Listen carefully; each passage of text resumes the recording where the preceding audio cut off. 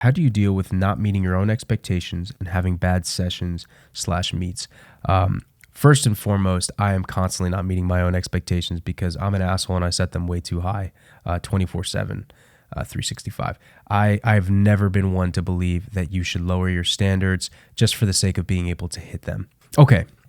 So the question, right? Really what we're talking about here is failure. What do you do when you hit a roadblock? What do you do when you pretty much disappoint yourself, right? When you're frustrated, when you fail, when you hit adversity.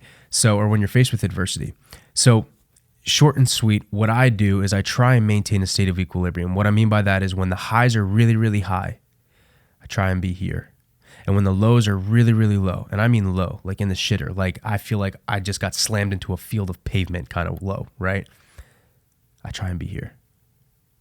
Always here. Not all the way up here, not all the way down here, here. It's this sense of equilibrium, this state of calm, confidence, right? And if you're confident in yourself, then you know that you have the power to create the outcomes you desire. You do. Doesn't mean it's going to come easy. It doesn't mean it's not going to take multiple tries. It just means that it's inevitable. Okay?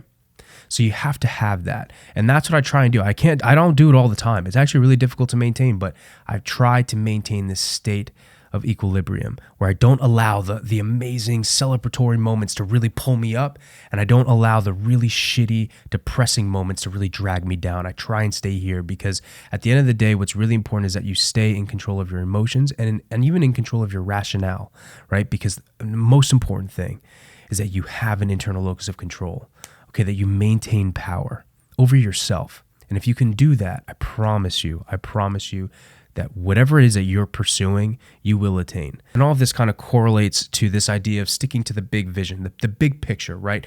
Don't worry about all these like mini tasks and goals that you have to hit. Always remember what's the ultimate overarching vision, the theme, right? What am I trying to do? For me, I'm trying to create a legacy. So if I take a loss here and there, maybe this is part of the story. Right? This is just what I need in order to grow. And this is about perspective. You have to have a growth mindset. See everything as an opportunity. Okay, not as a roadblock, not as the world hates you and it's not fair and you put in all this work and yet you still didn't get it and it's not fair. Nobody owes you shit. The world doesn't owe you shit, brother. Like winning does not give a fuck about you. It's impartial. It's indifferent. It does not care how much money you make, what color you are, how fast you are, how tall you are. It does not give a fuck, right? It don't owe you shit. Okay, so don't expect anything from that. Don't expect anything from the world. Expect the best from yourself. And part of that means you keep on keeping on, no matter what happens, no matter what, right? That's what you do. You shoulder the weight. And that's, man, dude, it's hard. It's not easy, but that is the reality. That's what you have to do. There's two other pieces to this. One of them, some of you may be familiar with, and it is called burn your ships, right? I speak about this quite frequently, or at least I used to. When you burn your ships, I don't think people totally understand what this means. When you burn your ships, you are letting go of any and all opportunities to retreat. That's the point. You are going all fucking in. It's either you get it or you die. You succeed or you die. Figuratively, literally, however the fuck you want to take it.